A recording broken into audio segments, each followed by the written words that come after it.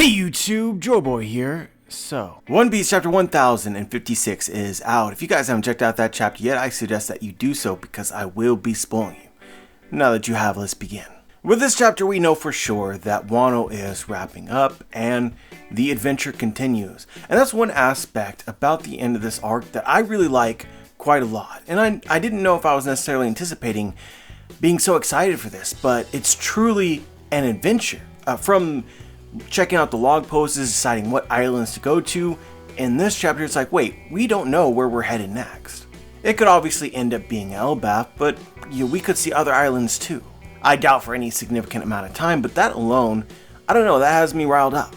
I've seen some discussion about the possible destinations that all three of the supernova, where they could go from here and why it would matter, like where do their paths take them? And most of those speculations involve either Law or Kid running into Blackbeard, and I find myself kind of liking this idea. Like Blackbeard's headquarters, the pirate island full of lead, is one of the islands that the log post points to from Wano, one of the three choices. And this is an interesting detail. We see that Law gives Kid a copy of Kaido's rubbing, which, I guess is a fair play. It was a nice move, gesture on Law's part. But one thing that strikes me as very odd is that Kid does not have the road poneglyph in Zou. He doesn't have it, and he likely will never have it. So what's the point of him having a rubbing from Big Mom and a rubbing from Kaido but not Zou? He certainly can't use this to find Raftel because unless something wild happens, he's never finding Laugh-Tale. So for me, it makes it more likely for Kid to run into Blackbeard and Blackbeard essentially to steal his stuff. And then, of course, Blackbeard, we assume as part of this in-game play that he's also searching for Laugh-Tale, that he's probably more likely to be successful than just about anybody else aside from Luffy. So then you kind of worry about Zou with Blackbeard. It certainly makes more sense to me for Blackbeard to have some sort of encounter with Zou and steal their road poneglyph than for Kid to do that. Kid fans might not like this speculation because it's basically trashing on Kid once again, but I do like the implications of this, and this does make some sense to me. Kind of like Green Bull, it feels as if the story is moving in a direction that is most direct to the end. So some of these things that you might be looking forward to, like a Luffy and Kid legit fight, Kid is a legit rival, just straight up might not happen. Which would be some incredible irony, not gonna lie, because of what Kid said in the chapter. Everyone done whining about their routes, right? Once we leave Wano, it's every man for himself. I don't want to hear any excuses. Famous last words. I'm not saying that I'm betting the farm on this, but it is really curious. If he's gonna be in-game finding Laugh-Tale along with Law, Luffy, maybe Blackbeard, other factions as well, how is he going to get the Zou poneglyph? That is a real question. And if he doesn't, what is the point of the other two? It just feels as if Kid could be used as a plot device to prevent somebody else from needing to go to Wano or needing to go to Whole Cake Island while still chasing Laugh-Tale. But as a side note, Big Mom was real lax with her road poneglyph because she gave one of her subordinates a rubbing of it out in the middle of the sea. Somewhere. For what reason? Why would you create a copy of the poneglyph you possess? Kind of makes me think that pretty much everybody has Big Mom's road poneglyph at this point. But I'm really intrigued by the mystery that Killer and Kid dropped, that if they want to stay ahead in the scramble for One Piece, we gotta get serious about that guy. Kid says, you want to go after the man marked by flames? But we've got no leads. Quite frankly, this seems like less foreshadowing for what Kid is going to do and more foreshadowing for a person that the Strats, by happenstance, are going to encounter. The fact that Kid doesn't have any leads suggests he doesn't know where to go, so it's essentially random. And I think that most likely, because it's a mystery, it's going to intersect with the Strats story. So we gotta be wondering who the man marked in flames is and why it's important. Why is he important to staying ahead in the scramble for One Piece? The first and most obvious conclusion that I come to is that right now there is no obvious means for Kid to be able to interpret the poneglyphs. Aside from having the road poneglyph of Zou, you're not going to get anywhere at all if you don't have someone who can read them. So I'm assuming that this is kind of the next step in Kid's journey, and why they're talking about the man marked in flames is because they know, or it's rumored, that this guy can help them. And honestly, it makes a lot of sense for Kid to know things about the New World, the players, the various characters, rumors, mysteries, and legends, because he's been in the New World for 2 years longer. I think that this is further substantiated as the conversation continues. It pans to who else but Robin and Law. We know Robin can read the poneglyphs, and I've had a theory for a number of years now that Law actually can interpret the poneglyphs. He has that ability. Kind of like Roger, I think that he can hear the voices. One thing that I found very curious about Law's actions in Onigashima is in the middle of the fight, he found the poneglyph in Wano. That was something that it seemed important for him to do while everybody else was distracted. How did he find the poneglyph so quickly? Well, Roger talked about how the poneglyphs had very loud voices, something that he could find simply by listening. So I kind of think Law did the same thing. But anyway, the man marked by flames. There's a translator note which I think is important. It says the phrasing here is unique and can imply a burn or a scar shaped like fire. My first thought was Sabo, but I honestly, within the context, I don't think that it makes too much sense for Sabo to be an important piece to stay ahead in the scramble for One Piece. So I think that this is probably a new character, or a character that we've heard about but haven't actually seen yet. And I would say that my theory here is probably Scopper Gaban, just because it's phrased in a way that makes me think that this character is not a subordinate of somebody else. They seem to be a rogue. To do this in the New World, you have to be incredibly powerful by yourself. Simultaneously, if they have knowledge about the One Piece but aren't actively pursuing it, or potentially willing to share it, it paints them in a way that they're not searching for the One Piece themselves, which again makes sense from a former member of the Roger Pirates. We know that the Roger Pirates have kind of been spaced out across the Grand Line. Crocus was at the entrance. We see Rayleigh is stationed at the midpoint. I expect Scopper to be somewhere in the New World, so I expect to encounter him anyway. Whenever we've seen him in the past, he's never been associated with a burn or a scar, but I mean, there's been a lot of time that's passed, so that could be a part of his design now and make complete sense. This is another example of me combining a lingering mystery within the story with something that we kind of already know to begin with. So it's not adding a new mystery, it's just building up the hype for a current one, which is more linear, it's more direct, it doesn't take the story in multiple directions. Which is probably how I'm gonna try to speculate most things going forward. But I've seen some other names thrown out, known characters or characters that we know are going to be in the story at some point in time. But another reason that I really like Scopper is kind of like Rayleigh. Rayleigh was just some dude in Sabaody chilling who, even though he has a lot of history and past, had sort of shed all of that in the present timeline. And I could see the same thing being true of Scopper. So rather than Kid referring to Scopper, it's the man marked in flames. You do this with anyone else, for instance Loki, and it doesn't make as much sense. But yeah, aside from this and the end of the chapter, we're just sort of winding down here, getting ready for exciting things to come. I thought that the cover story was actually pretty interesting this week, where we see Katakuri and Oven attacking the Vinsmoke. They washed the Vinsmoke before. It seems unlikely that they would win, so what happens from here? It's not likely that they're just going to get captured again, so are they going to say something? Are they going to make friends with Katakuri? I mean, that seems more likely than getting captured, but I'm really not sure. I'm starting to get the opinion or the impression that the cover story with the Vinsmokes might intersect with finding out what happened to Big Mom and the rest of the Big Mom pirates. But that led us into the beginning of the chapter where we get some discussion about Green Bull's effect on the country of Wano, or their thoughts. And I did find this to be interesting where they came to the conclusion, like, Green Bull had a point. Kaido's presence did keep other threats at bay. And I just wonder if this is ever going to become something. Is this ever going to become something? I understand that it's a story and that sometimes things are very fortunate. However, realistically speaking, Wano can no longer defend itself against the top tiers of the world. If, for instance, Green Bull. I think Green Bull washes the entire country of Wano if it weren't for 1, the Straw Hats, and 2, Shanks, right? Now, say the Marines send 2 people, 2 admirals, right? There's just no way that they're able to win. So as much as they want to build themselves up as we gotta be strong so that Luffy can continue his journey and not worry about us. If anybody of any significance whatsoever attempts to attack Wano, they're doomed.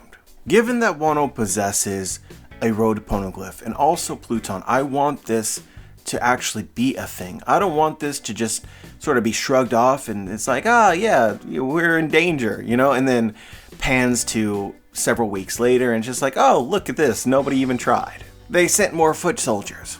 Can't figure out the wall. So obviously there's a lot of potential here for something really exciting happening, but we'll see. But we go from here to Kinemon apologizing that he wasn't there to fight with them, and the reason that he wasn't there is because he was finally reuniting with Otsuru off screen. This just felt like another thing of just sort of crossed off the list of like, hey, people want this, so, just throw it in there, see, look, it happened, but it had no value for me. And then we find out that Carrot is being nominated as the new Duke of Zou, which is just, sorry guys, but for me, I kind of laughed at this, and not necessarily in a good way. I felt bad for Wanda. Wanda's literally done everything right. She seems like a very competent leader, and they chose the person who is probably least suited to be a king, right? Like, Carrot abandoned the country, disobeyed orders to go travel with the Straw Hats, and overall has not demonstrated any leadership abilities whatsoever, and then they're just like, hey, you're a king now. And Wanda's in the corner crying. I don't know, man, but overall, this was a huge miss for me. Go make Carrot a pirate, right? Where she's adventuring and stuff. The king of an entire civilization of people or queen, it doesn't make too much sense to me. Their logic was that Carrot inherited the will of Pedro more than anybody else, which is definitely true, but I'm sitting here thinking to myself like, Pedro wasn't the king of your country either. That's Nekomamushi and Inuarashi. You two, more than anybody, should be about Dawn all the time. If someone like Wanda hasn't inherited the same passion and dream from you as Carrot inherited from Pedro, it seemed like a massive failure of leadership. But anyway, I'm sure all of this makes sense, and I know that Oda probably has some reasons for this. Like, if you were to compare Carrot's ambition to Wanda's, I think that it would be more. Ambition equals hockey. Is Carrot going to be stronger than Wanda? Yes. So when you're talking about the leader of the country of Wano, or of Zou, you'd probably be the strongest person, and that seems likely to be Carrot, end of story, or even now. But man, something about this just leaves a really awful taste in my mouth. Like, for instance, even Inuarashi and Nekomamushi abandoning the country of Zou to stay in Wano. Like, why? Overall, with Carrot's contributions in Wano in particular, I just don't know if this was earned. In comparison, Momo becoming the Shogun of Wano is something that I liked a lot, because I feel like a lot more of the story devoted itself to Momonosuke to give him this reward. Which simultaneously also felt like a reward. With Carrot, I'm just sitting here thinking to myself, like, does she actually want to be the king of Zou?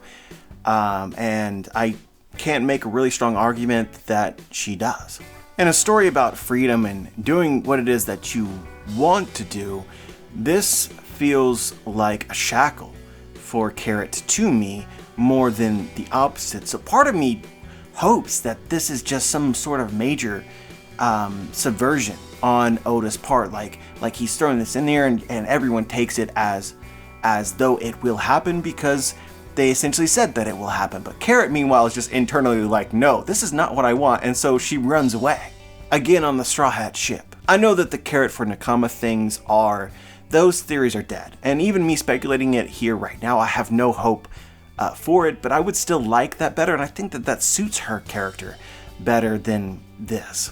But we'll come back to this in just a moment. We have a scene with Momonosuke's grandfather, and basically the point of all this is, yo, wow, our previous king is back, but we don't actually want him to threaten the rule of Momonosuke. So he's going to be back, but pretend like he's not here.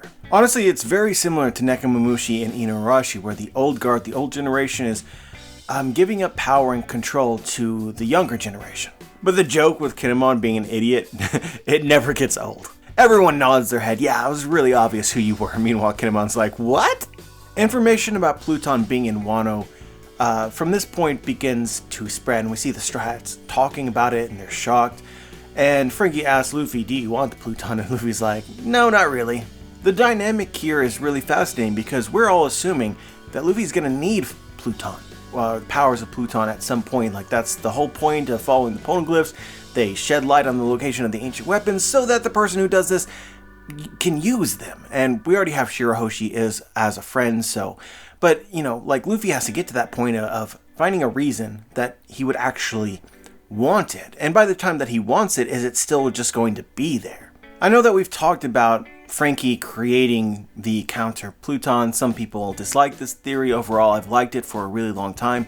But the main thing that I really want is that the point of the counter Pluton was to counter the original Pluton if it was found. So I feel like something related to this needs to come up. That was a fear. It's a Chekhov's gun that's been planted in the story. It would be mildly disappointing if the Straw Hats just went back to Wano, found the Pluton, and then used it without any sort of intrigue or drama.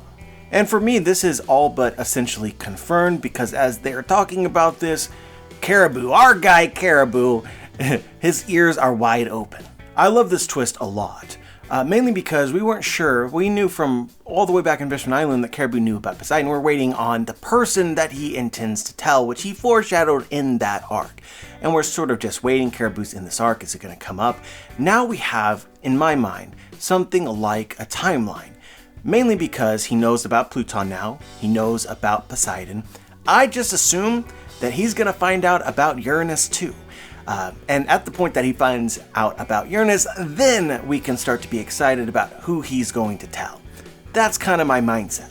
So this obviously relates to a lot of old speculations because he knew about Poseidon a long time ago.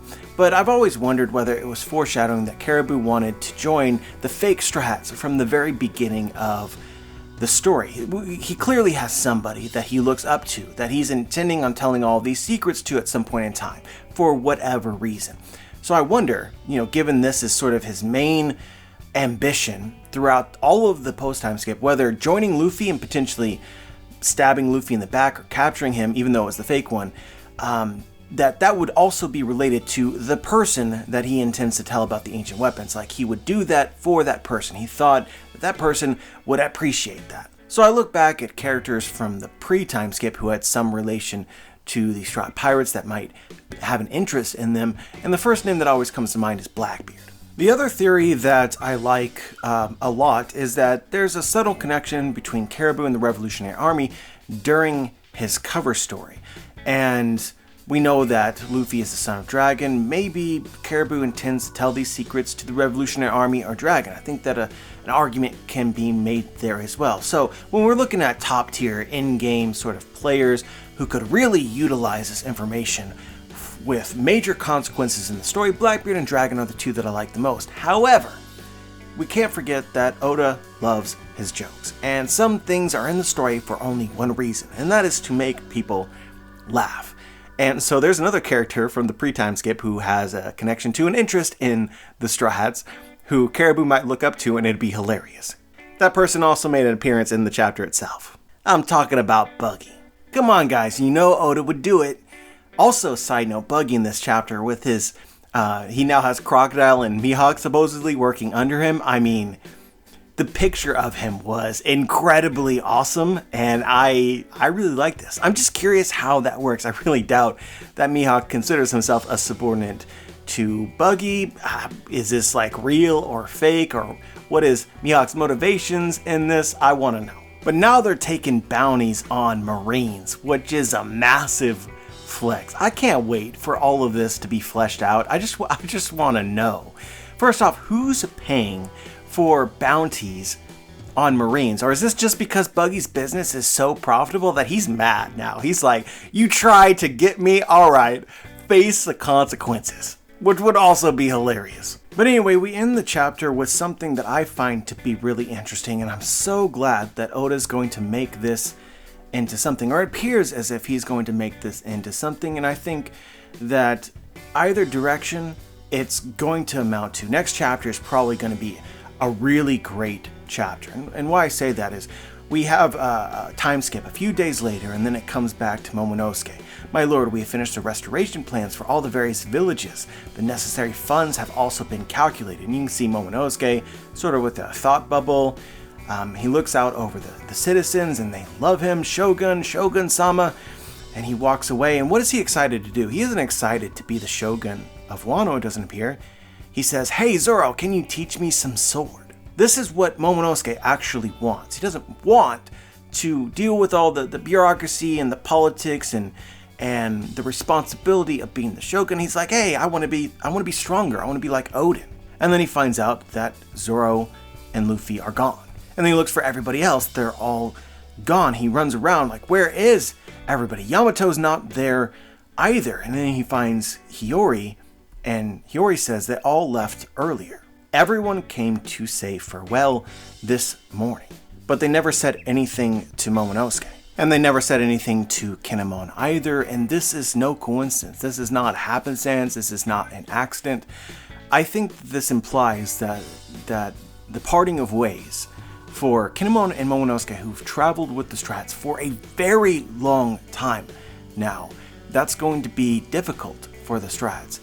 I think that this is an inversion of the pre-time skip in several ways, but the example that comes to mind is Frankie, where the Straw Hats went out of their way to try and recruit Frankie, who thought that he needed to remain in Water 7 because of his responsibilities. I feel like this is totally reversed, where the Straw Hats are leaving Kinemon and Momonosuke without saying goodbye, without telling them, because they think that Momonosuke needs to stay behind for his people. And they don't want to tempt him to join them, because if he asks, they'll say yes. Speaking of inversions, another way in which this is very similar to things that have happened but also very different is Vivi, where the Strats were all intent on Vivi joining the crew. They thought that she would, but ultimately Vivi had to say no. Vivi chose the people of Alabasta over the Strats, even though she didn't want to. But here the Strats aren't even giving Momonosuke an option. In my mind, this is setting up something really awesome. And quite frankly, it makes me think that Momonosuke is going to catch the Strats before they leave, and is actually going to join them. It just appears like that's what he wants. I mean, there's all this stuff going on, and he doesn't seem empowered by being Shogun. He wants to get stronger. It just makes sense that he wants to adventure. Despite him being Shogun, does he see himself like Odin yet? Of course he doesn't, and that's what he truly wants. And the only way that he's going to achieve this is by putting himself in harm's way, which is to travel with the Straw Hats. Based on what's going on right now, I just feel as if Momonosuke is going to regret losing this opportunity. He's going to regret not traveling with the Straw Hats, and it's so counter to the messaging and the themes of the story that I don't think that that's going to happen. The only way that it seems like it would happen is if either Momonosuke is literally too late and can't catch up to them, that they left before he got the chance to say goodbye, which I don't know if that works, and or he comes and he's like, no, I want to travel with you, and they just say, no, you're needed here, which would be kind of brutal. And also, again, I don't know if that makes sense either. Luffy's about people living freely, doing what they want. He vets the candidates that he actually wants to travel with, and I assume because Momonosuke or Luffy purposefully avoided Kinemon and Momonosuke, if they asked, he would say yes. They're Straw Hat material. They are Straw Hats. So if they ask, it's not in Luffy's character to tell them no. And I think that the encounter with Green Bull could only be facilitating or fostering these sorts of thoughts within Momonosuke. I mean, he tried his best to fight the enemy like he thought that he needed to, but ultimately he failed. He needs to be stronger. Shanks saved the day, yeah, all's well that ends well, but I think that should weigh in his mind. And lastly, Momonosuke looks up to Odin a lot. And what is the most Odin thing that Momonosuke could possibly do in this moment? The honest to goodness truth here is that Odin would have abandoned the country if that was what he wanted to do. That is exactly what he wanted to do, and he did it. So to be Odin-like, Momonosuke should do the same. And even though it wasn't from Momonosuke, we can see this sentiment at the end of the chapter as we pan to Yamato, who's finally decided to join the Strats. And she says, it's finally time for me to live like Odin did. It's just a subtle reminder of who Odin is.